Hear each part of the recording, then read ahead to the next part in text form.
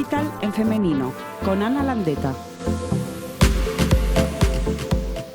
Bienvenidos a una nueva entrevista en el espacio Digital en femenino. Hoy nuestra entrevista lleva por título Periodismo y literatura en el marco de la transformación digital. Y me acompaña, ha accedido a compartir con todos nosotros y nosotras su experiencia y buen hacer, la decana de la Facultad de Ciencias Sociales y Humanidades de la Universidad a Distancia de Madrid, Margarita Garbisu Buesa. Margarita, muchas gracias por aceptar mi invitación. Encantada de estar aquí, vamos, es un placer estar aquí compartiendo este ratito contigo, Ana. He invitado a Margarita porque, además de ser de mi ciudad, que compartimos nuestro Bilbao querido, pues tiene una trayectoria académica brillante que creo que se puede convertir en un buen referente para todas nuestras televidentes. Margarita, coméntanos, ¿cuál ha sido tu trayectoria académica y cómo has acabado siendo la decana de esta facultad? Bueno, pues yo estudié Filología Hispánica en la Universidad de Deusto, como acaba de decir Ana, somos ambas de Bilbao, estudié Filología Hispánica en la Universidad de Deusto, me gustaba la lengua y la literatura y lo tuve bastante claro desde cría, la verdad es que no tuve ningún problema a la hora de elegir la carrera. Y luego me doctoré también en Filología Hispánica. Y hice una tesis en literatura comparada, un estudio comparado entre dos poetas. Lo que pasa es que quien dirigió la tesis era catedrático de filología y también era periodista, catedrático de periodismo en la Universidad CEU San Pablo de Madrid, que era Luis Blanco Vila. Entonces fue ahí cuando empecé a introducirme en el ámbito del periodismo, porque él me pidió que le ayudara en la docencia de literatura en las licenciaturas, entonces todavía no eran grados, en las licenciaturas en periodismo. Entonces, bueno, desarrollé mi carrera académica dando clases de literatura universal o de literatura y periodismo en licenciaturas y después en grados en periodismo. Para partir de ahí ya, bueno, pues dibujé una línea de investigación, que era la línea de investigación de la vinculación de la simbiosis entre literatura y periodismo. Estuve unos cuantos años en la Universidad CEU San Pablo y después, bueno, pues di el salto a la Universidad a Distancia de Madrid, ya llevo unos cuantos añitos también aquí, desde 2010. Empecé también a dar clase aquí de literatura a futuros periodistas y de otras asignaturas, pero siempre vinculadas con el ámbito cultural, pues la asignatura de revistas, la asignatura de periodismo cultural, también he colaborado en un máster en periodismo cultural. Y bueno, y después de unos cuantos años aquí, pues me ofrecieron, empecé primero dirigiendo el departamento de comunicación en la facultad y ya después pues me ofrecieron dar el salto al decanato y, hombre, acepté encantada, fue un reto, pero bueno, pues estoy muy contenta, ya es mi cuarto año, bueno, y evidentemente según pasan los años, pues vas teniendo mucha más seguridad y vas teniendo pues muchas más claras las ideas. Y bueno, esta es mi trayectoria y ahora pues con la gestión del decanato yo continúo, por supuesto menos, pero continúo con la investigación, procuro no dejarla porque me gusta muchísimo y por supuesto con la docencia, evidentemente, se compagina todo.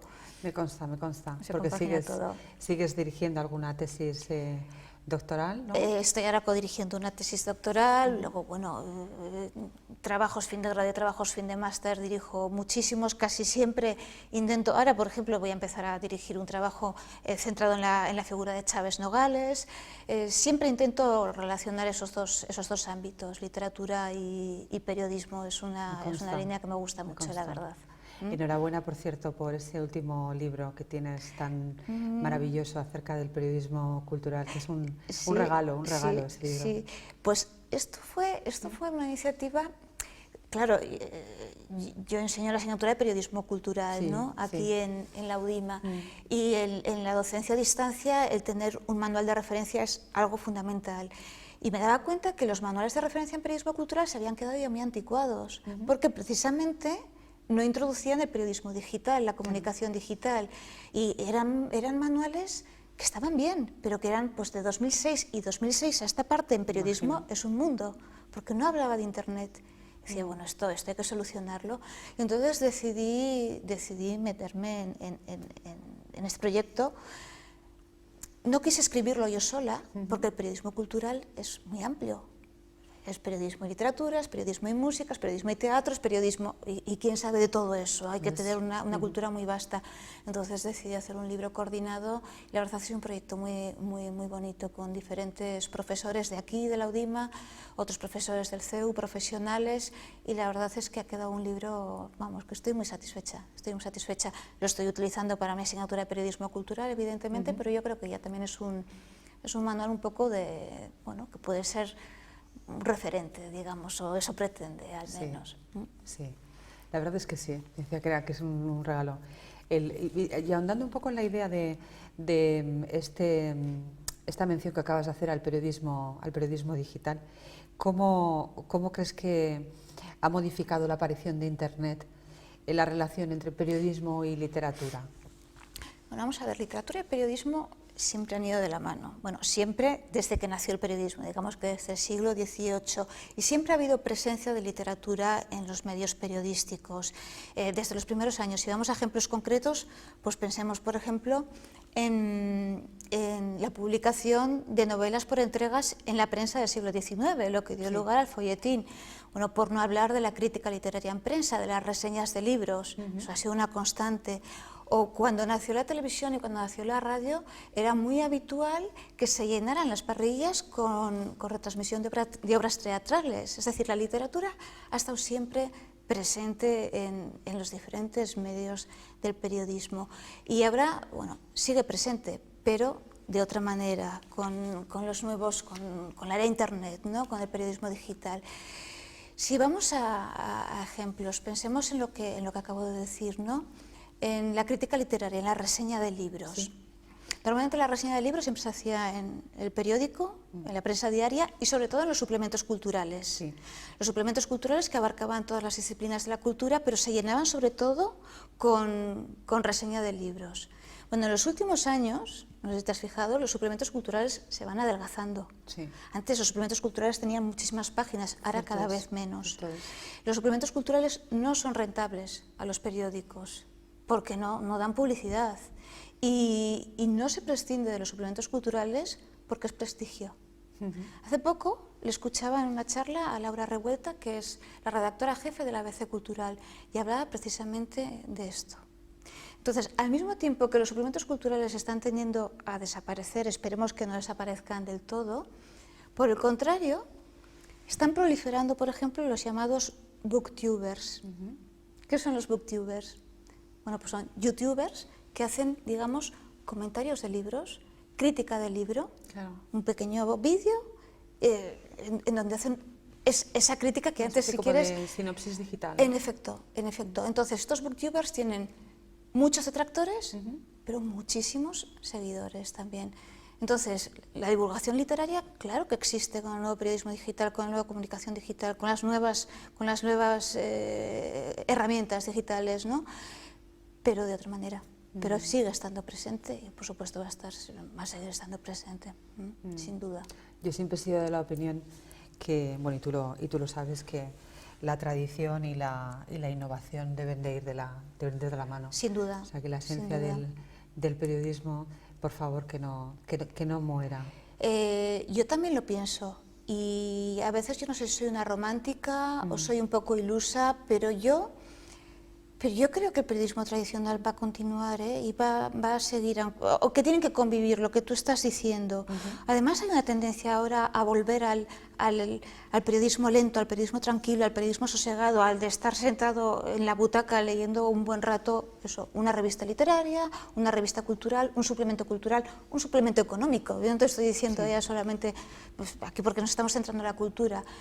Pero lo ideal sería eso, lo que tú dices, la convivencia de ambas formas de hacer periodismo, ¿no? El periodismo digital, el periodismo, digamos, más tradicional. O sea, que ¿crees que el periodismo debe reinventarse gracias al crecimiento del periodismo digital? Bueno, el periodismo se está reinventando desde hace ya tiempo. El periodismo está evolucionando y está cambiando. Y no solo nos quedamos en el hecho de que cada vez se venden menos periódicos en papel, que eso es cierto, y bueno, pues es posible que igual desaparezca el periódico en papel. Pero pensemos en la actitud del lector, lo que estábamos comentando hace un momento. Ahora, ese lector tranquilo, que está en la butaca un buen rato, cada vez es menos habitual. Ahora, el lector de periódicos lo que hace es, bueno, para empezar, leer el periódico sobre todo a través del ordenador. Sí. Es el medio más habitual, el ordenador. Lee varios periódicos, hace clic en una noticia, hace clic en otra noticia, pasa a otro periódico, hace clic en una tercera noticia. No hace una lectura profunda. Yo diría que es una lectura, digamos que, escaneada. Entonces se busca el clic. Claro, ¿qué es lo que ocurre? Que en los periódicos se busca también el clic. Se busca también ese clic. Y están intentando que las informaciones tengan muchos clics. Claro. Porque cuanto más clic tengan, tienen, bueno, más inversión publicitaria. Y se busca el clic y en ocasiones, esto quizás es un poco triste, en detrimento de la calidad de la información. Si muchas veces vemos las noticias más leídas en los digitales, a veces nos llevamos las manos a la cabeza. Nos llevamos las manos a la cabeza. Entonces, en ese sentido ha cambiado radicalmente. Claro, esto nos lleva a otra cosa. Y es que también ha cambiado la forma de hacer información, la forma de redactar las noticias, la forma de redactar las crónicas, porque el redactor ahora está buscando un posicionamiento en la red. Sí, sí, es decir, el clic. Un hit inmediato. Eso un hit es. inmediato. Y que se entre en Google, porque también se accede a las noticias, a la información a través de Google, y que se llegue a su noticia. Entonces, ahora se organizan la noticia y las crónicas de otra forma diferente. Ahora se afrontan los géneros periodísticos de una forma diferente. Es decir, ha habido un cambio radical en el periodismo. Y te estoy hablando como doctora en filología hispánica, es decir, que no soy periodista, pero vamos, estoy muy cerca de este mundo y es así, es así. Qué duda cabe que estamos en un momento de plena transformación. Se ha transformado la industria, ¿no? También el profesional, y se han transformado los formatos, ¿no? Sí. Y la forma de hacerlo, Todo ello. Y la forma de leer. Y la forma de leer. O sea, claro, el emisor, lectura, el receptor, el mensaje, todo ha cambiado. Si nos metemos en el acto de comunicación, ¿no? Emisor, receptor, mensaje, canal, todo así es, ha cambiado. Te entiendo y además estoy totalmente de acuerdo. Hablemos ahora del periodismo ciudadano, si te parece, que ese también es un nuevo fenómeno. ¿Cuáles son las potencialidades y limitaciones que presenta para el ejercicio del periodismo ciudadano las tecnologías de la información y la comunicación? Bueno, con las TICs, evidentemente, con las nuevas tecnologías, digamos con cuidado que cualquier ciudadano puede convertirse en periodista, con muchísimas comillas, lo ponemos, por supuestísimo. ¿Qué se potencia? Bueno, pues digamos que se potencia, por un lado, también con comillas, la libertad de expresión. Pero a mí lo más interesante de todo esto me parece que es que ahora, con las nuevas herramientas, con las nuevas tecnologías, se puede hacer información, se puede acceder a la información de manera inmediata y de manera instantánea allá donde esté la noticia, porque en cualquier lugar va a haber una persona con un teléfono móvil. En cualquier lugar va a haber una persona con un teléfono móvil. Entonces yo creo que esa es la mayor potencialidad, la instantaneidad, la inmediatez, la que se puede encontrar información en todo y siempre va a haber alguien que va a estar ahí.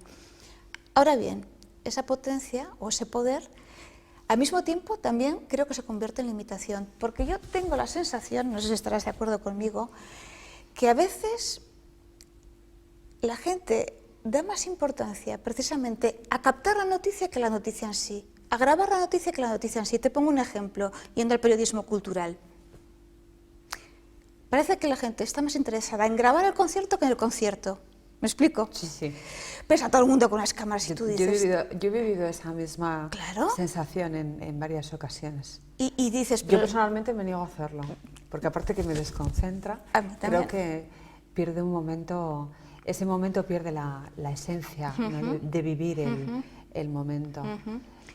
pierde la magia y uno dice, pero está escuchando al músico, está escuchando al intérprete o está más pendiente en grabar. Y eso lo puedes llevar a todas las dimensiones.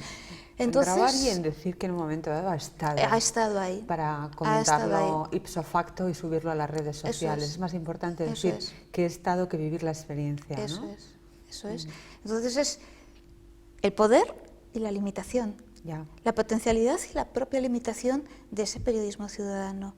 Y luego, claro, hemos hablado de esa libertad de expresión, Ya.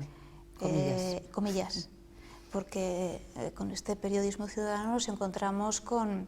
Y la veracidad de la información, claro, ¿no?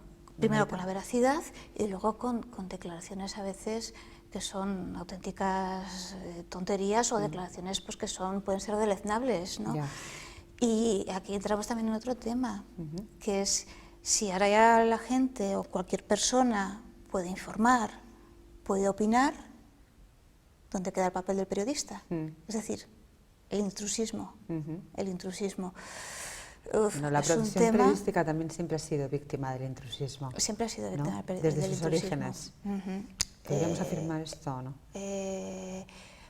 Víctima del intrusismo. Este es un tema delicado. Vamos a ver, es que claro, al principio quienes hacían periodismo no eran periodistas. Primero se tuvo que crear la escuela de periodismo. Entonces hacían periodismo, pues escritores o personas que igual se dedicaban a otras cosas y que se introducían en el mundo del periodismo. Y luego surgió la escuela de periodismo y entonces ¿qué ocurre? ¿Era necesario tener el título para ejercer el periodismo? Ha habido muchas personas que han seguido ejerciendo el periodismo sin tener la titulación. Y es más, en ese caso ha habido muchos profesionales del periodismo que han conseguido la titulación con nosotros en la Universidad de Estancia de Madrid, precisamente porque querían tenerla, ¿no? Entonces, ¿eso es intrusismo? No lo sé. También hay que tener en cuenta cómo han ido evolucionando los tiempos y cómo se ha ido desarrollando la información, bueno, mejor dicho, cómo se ha ido desarrollando el periodismo, ¿no? Los estudios de periodismo, la preparación del periodista, etcétera. Ahora, sin duda alguna, hoy día con este periodismo ciudadano, yo creo que sí podemos hablar sin dudarlo de intrusismo. Quizás igual la solución pasa por la colegiación. Tema interesante, tema interesante. Existen colegios de periodistas en diferentes comunidades de España. En Galicia, en Cataluña, en País Vasco, en Andalucía. Tengo entendido. Se está planteando ahora crear un colegio de periodistas aquí en Madrid. Y bueno, hay también gente que lo defiende, hay gente que no está de acuerdo, hay algunas personas que consideran que a lo mejor va un poco contra la propia libertad de expresión. También es un tema delicado, Sí, siempre ha generado mucha controversia, ¿no? Claro, porque también es normal que en algunas disciplinas, en algunos medios, quienes escriban no sean periodistas, ¿no? Porque tiene que haber expertos en determinadas áreas que no van a ser periodistas. Es un tema muy complicado, es un tema muy complicado. Ahora, yo soy gran defensora de los estudios de periodismo, soy gran defensora de la preparación en periodismo tradicional, a pesar del cambio que está viviendo el periodismo, y creo que es necesario, el que haya una formación y una preparación para ejercer el periodismo en medios. Lo creo de verdad. Yo me alineo contigo. Estoy totalmente de acuerdo. Bueno, y lo sabes, yo también estudié periodismo y soy una firme defensora de los estudios de periodismo y de garantizar la supervivencia, ¿no? del periodismo tradicional conviviendo con las tecnologías emergentes. Sin duda. Sí, también lo veo así. Oye, y volviendo un poco al tema de los elementos, en este caso, que puede aportar en la literatura al periodismo cultural para atraer al lector. ¿Cuáles son esos elementos? Pues mira, es una respuesta muy sencilla, Ana. Contenido y forma. ¿Contenido y forma? Vamos a ver. La literatura al periodismo cultural y al periodismo en general le da contenido. Desde la presentación de un libro. Hace poco ha sido noticia la presentación de la última novela de Mario Vargas Llosa. Sí. Desde la concesión de un premio, el Premio Nobel de Literatura, incluso la controversia que hubo el pasado año con el Premio Nobel de la Literatura, o hace poco han sido los premios Princesa de Asturias, Dylan, ¿no? El año pasado. No, anterior. ¿no te acuerdas que hubo... Este año se han concedido 2 premios Nobel, Sí, este año porque sí. el año pasado hubo un escándalo de acoso, vale, sí, y entonces sí, no se sí. concedió, se suspendió Sí, la sí. concesión del Premio Cierto Nobel es. de Literatura. Todo eso es noticia, todo eso es información para el periodismo, hasta lo que hemos comentado antes, la crítica de libros, la reseña de libros. Es decir, la literatura da contenido al periodismo, pero la literatura da forma también al periodismo cultural. Y me explico. El periodismo cultural creo que tiene la suerte de que es el que menos, es el área del periodismo que menos aferrado está a la actualidad. Es decir, en el periodismo cultural también hay actualidad. Si Mario Vargas Llosa presenta una novela, eso es actualidad y eso tiene que salir en los telediarios y tiene que salir en los periódicos. Pero digamos que la actualidad en periodismo cultural no es tan actual o no es tan inmediata como en periodismo político, pongamos por caso. En política, vamos, la actualidad es fundamental. Entonces, en ese sentido, yo digo que el periodismo cultural siempre es más, tiene más libertad, es más libre. Vale. Y aquí entra la literatura. Es más libre también incluso en la forma de expresarse. Y el periodismo cultural en este sentido ha utilizado muy a menudo recursos de la literatura. Y tenemos ejemplos, bueno, a lo largo de la historia, en periodismo cultural y en periodismo no cultural. Pensemos, por ejemplo, en el nuevo periodismo estadounidense. Tom Wolfe, Truman Capote utilizaban recursos de la narrativa del siglo XIX, de la narrativa realista que introducían para escribir sus reportajes. O sin salir de España, Francisco Umbral decía que el periodismo español es uno de los más literarios del mundo. Y bueno, a los ejemplos nos remitimos. Mariano José de Larra, con su artículo de costumbres en el siglo XIX, el propio Umbral y sus columnas eran tremendamente literarias, era un lenguaje bellísimo, tremendamente literario. Chávez Nogales escribía crónica de la Guerra Civil Española cargada de literatura. Es una maravilla, a mí Chávez Nogales es que me entusiasma, ese escritor. Y hacía crónica de la Guerra Civil Española, valeándose de recursos del lenguaje literario. Es decir, la literatura al periodismo le da contenido, pero es que le ha dado muchísima, le ha dado forma, le ha dado estética, le ha dado la belleza del lenguaje literario aplicada al periodismo, al lenguaje periodístico. ¿Y qué aporta el periodismo por su parte a la literatura? Muchísimo. Yo siempre digo lo siguiente, que la literatura ha existido y se ha difundido gracias al periodismo. Me explico, digo que la literatura ha existido gracias al periodismo porque nunca podemos olvidar que el sustento económico de muchísimos literatos ha sido el periodismo.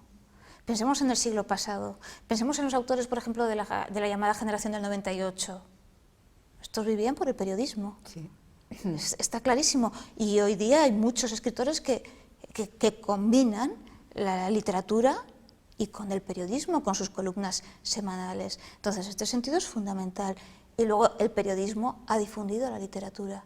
Ha difundido la literatura a través de los géneros periodísticos, es decir, la crónica literaria, la crítica literaria, reportajes literarios, entrevistas literarias, y a través de los medios. El periodismo que escribe sobre, el periódico que publica sobre literatura, el periódico que hace crítica literaria, la propia televisión, la radio, y ahora, por supuesto, ese periodismo digital, las nuevas tecnologías, los nuevos medios siguen difundiendo literatura. O sea que la literatura le debe mucho al periodismo desde los inicios. Y en relación a los nuevos medios, que entendidos como los dispositivos electrónicos, los nuevos canales que nos permiten recepcionar, en este caso, el periodismo cultural como ciudadano, ¿cuál es el previsible impacto?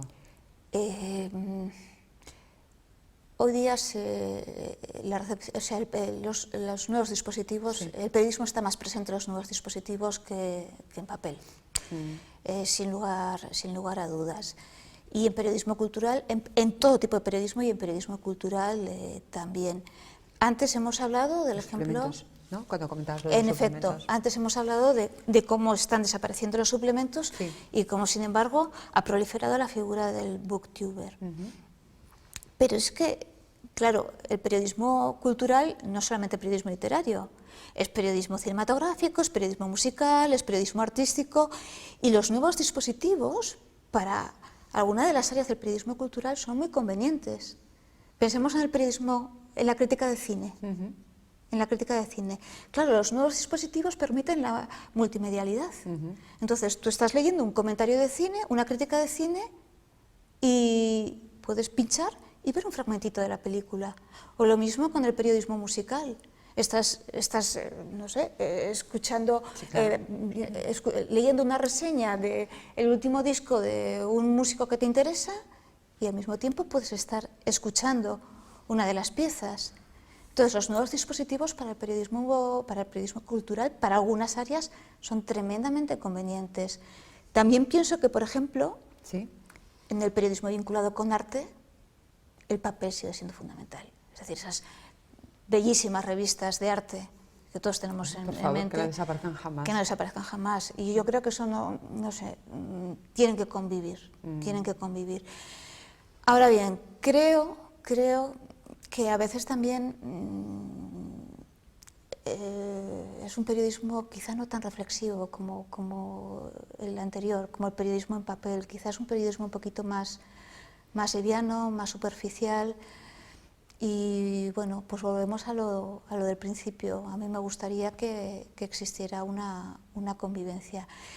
También te digo una cosa, hay casos bastante curiosos de periodismo cultural que empezó en la red ¿Sí? y que después pasó a papel. Es el caso de la revista Jot Down.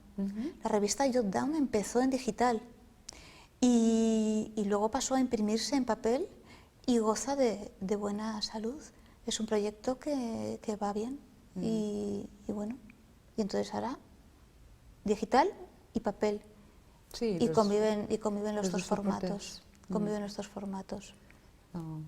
Nuevos Claro. canales, reinvención de los medios, nuevos hábitos de lectura, todo se transforma. Todo se transforma. A mí lo único que me da miedo es que, bueno, pues que se pierda un poco ese hábito del periodismo reflexivo, del periodismo tranquilo, del periodismo bueno, pues de leer un largo reportaje, de leer una entrevista en profundidad, un perfil bonito. Espero que eso no se pierda. Precisamente esta misma mañana, he visto que había un seminario al que voy a acudir que era un poco la recuperación de la columna, ¿no? He dicho, venga, vamos a ver qué me cuentan con la recuperación de la columna. Parece que ahora va todo tan rápido con este nuevo periodismo digital que hay también que reivindicar los géneros tradicionales Sin y lugar a la dudas. lectura sosegada y la lectura reflexiva. Pero bueno, hay que ser realistas, Ana? Pero, ¿tú no crees, Margarita, que también pecamos un poco de generalistas? Es decir, me explico, estábamos hablando ahora de los nuevos dispositivos, los nuevos hábitos de lectura,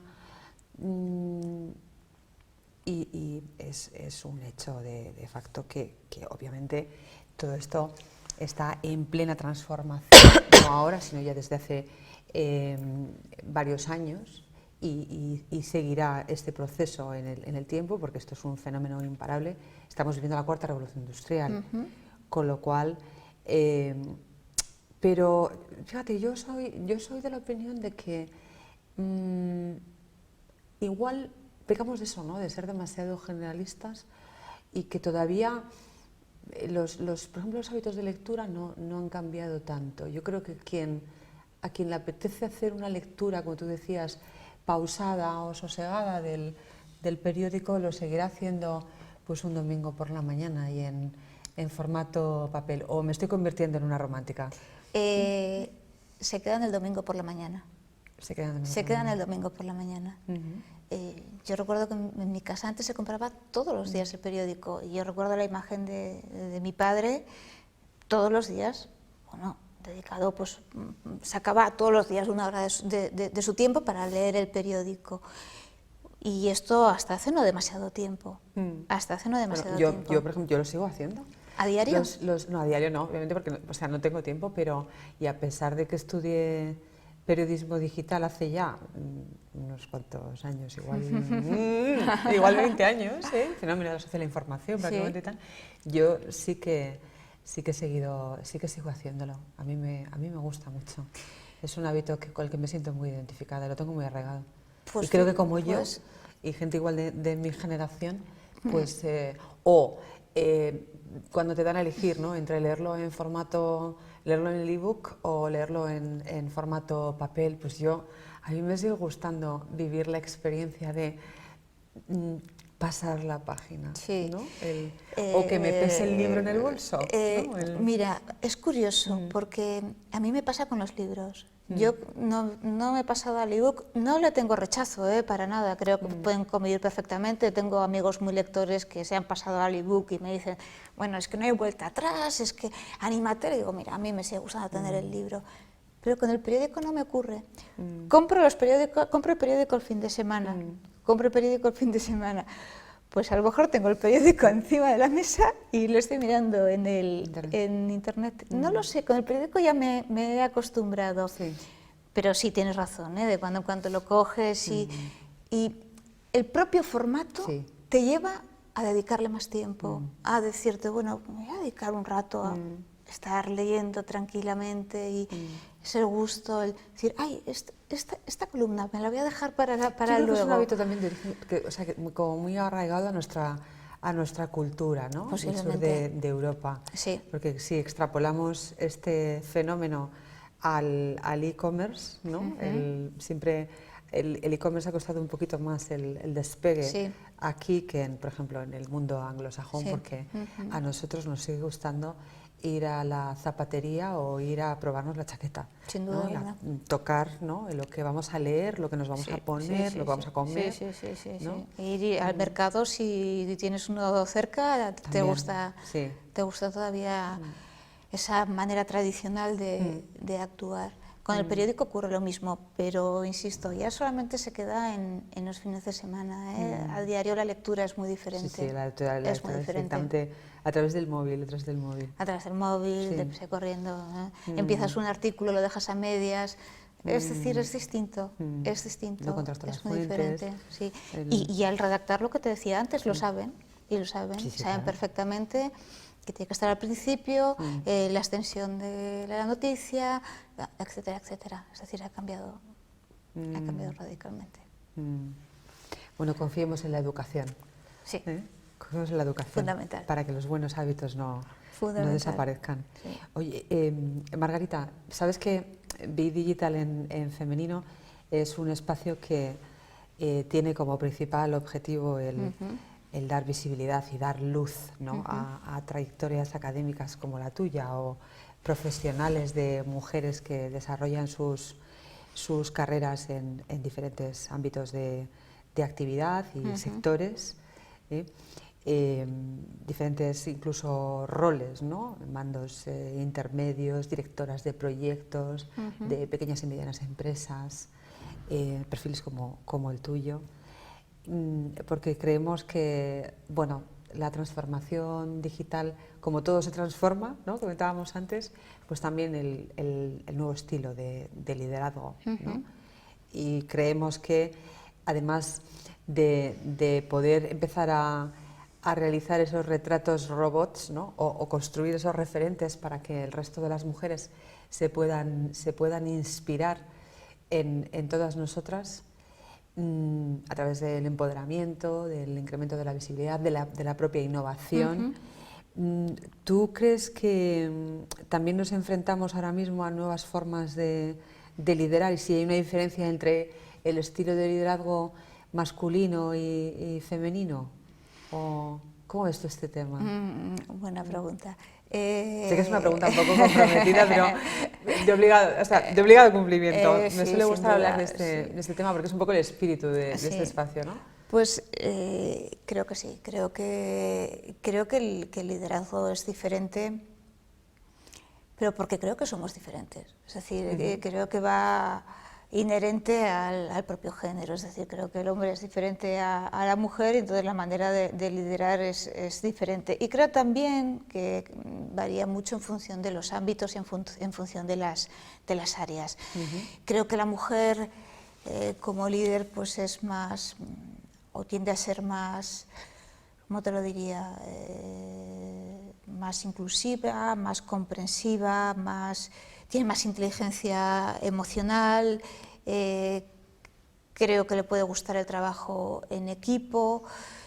Yo, desde luego, vamos, en mi experiencia como decana no he tenido ningún problema y he contado con un equipo maravilloso. Por cierto, mi equipo son también mujeres, pero quiero decir, en todo el claustro de profesores no ha habido ningún problema. Pero creo que porque el ámbito universitario es diferente, ¿no?